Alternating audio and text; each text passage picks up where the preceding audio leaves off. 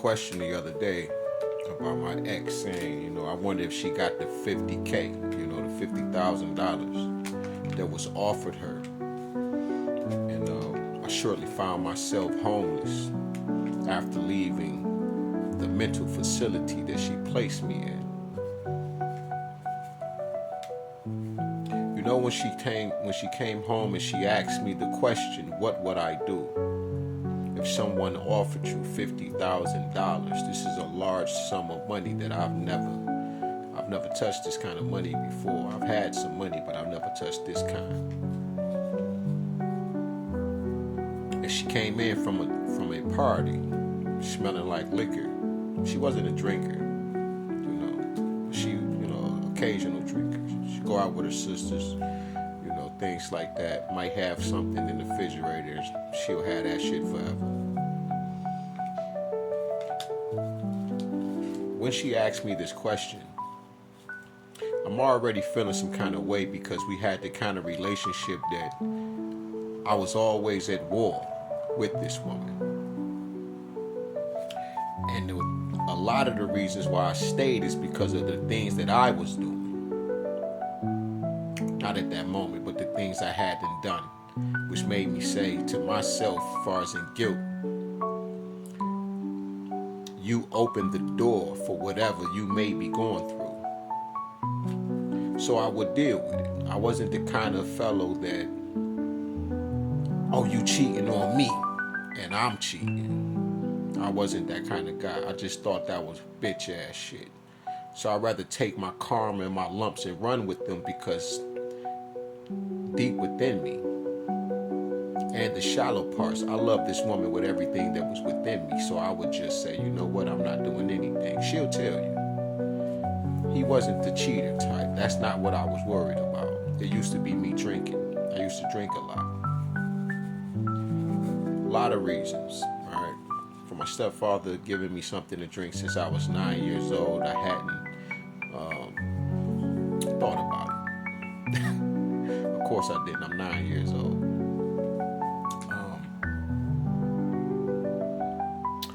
This one particular night, she walks in from being out, me asking her where you've been, who you with. That shit's out the window.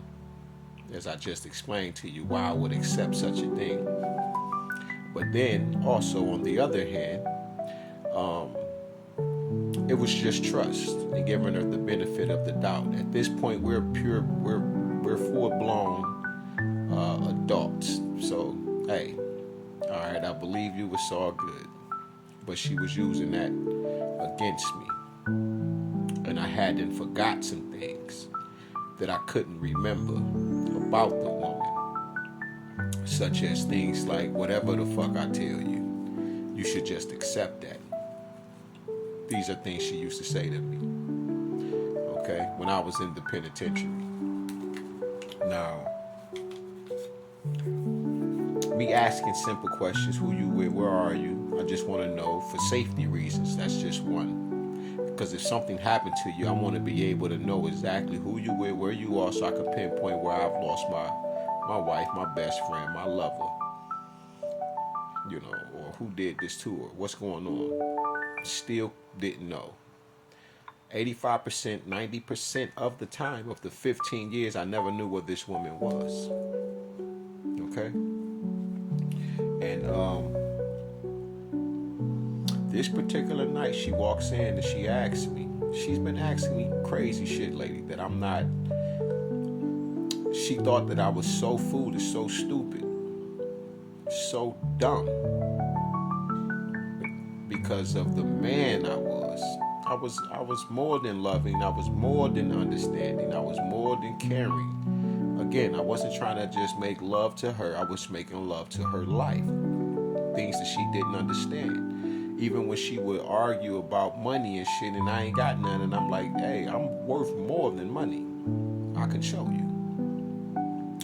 So she says, someone offered me $50,000. I'm looking at her like, damn, where you been at? And who you been around? And you smell like liquor. You never smelled like this before. Not like this. Like it was reeking. And she was very excited, very happy, and very under pressure. She was very anxious. So I asked, I said, well, who offered you this? She wouldn't tell me. But would you take it? So I explained to her, I said, whoever this person is, male or woman, me personally, I wouldn't take the money, because you don't know if they got this kind of money to just give you, then there's got to be something attached to it. And then I also told her that who would offer you this kind of money, and what is the price, like I said, that's attached to it. She wouldn't tell me. So shortly after, now my grandkids just moved out the house with my stepdaughter. They all just moved out. They have been living there for a little over a year. And I used to watch the kids every day. You know, I got paid to watch my grandchildren. Nothing that I asked for, but she forced me to do it. She forced me to do it by saying, well, she doesn't pay, she doesn't do this or none of that. So I'm like, she don't have to pay me to watch my grandbabies. I'm not working, I can do it. She like, well, you got to tell her something. I tell her, you know, how much or whatever. But anyway, they moved out. And she kind of just flipped, not kind of, but she definitely just flipped on me. And the energy, the levels, the atmosphere just changed instantly. She just wasn't the same person. And I could tell that she was up to something every day. There was something going on. And the way she was acting, the no sex, all of that.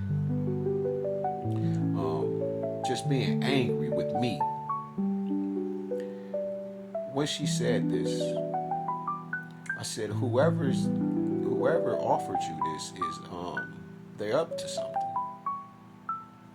And she's like, well, I never had this kind of money before. We ain't never had this kind of money before.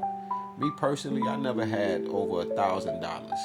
You feel me? That somebody would just give me, that I didn't work for, right? Legally or illegally. And I never liked selling drugs ever. I never, even though I never ever liked it ever in my life. So it's not nothing I stayed into. I've done it maybe like 3 times, and I'm 42 years old. And one day I go up to her job. She's not working. She leave about 9 o'clock that morning, very late.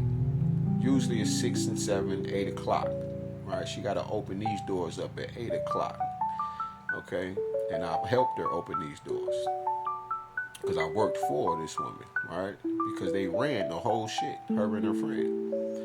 And she says, I get to her friend, and she's not answering her phone. Now, usually when I call, she's answering her phone at work, but today she ain't answering at all. I get there and I find out that she doesn't have to work. She doesn't come home. At this time of asking the questions of driving up there, it's like 3 o'clock. She'll be home in a minute. You know, I've been up here 3 times. Okay, let's say from 2 o'clock to 4 o'clock I've been up here. She should be home about 5. All right. She doesn't come home till about 7:30, 7:40 in the evening. And she got her work clothes on like she's been to work. But I know she hasn't been to work, because not only did I find out that she ain't even on schedule to work, I found out that she don't even have to be there at all. She says the guy's name is Violet, who offered her the $50,000, and she has to get this money. And this is a white man, 41 years old. She says they only went to the zoo and or apple orchard or something like that. They didn't do anything and all of this, which is not true. I could see that she slept with this man in her walk. Okay? Like her body, I can tell by the way she was walking towards me, or toward the house, walking up the stairway, and I just could see everything. And I was like, damn. And she said that he had been up there a year before, and he had been bought her gifts and things like this.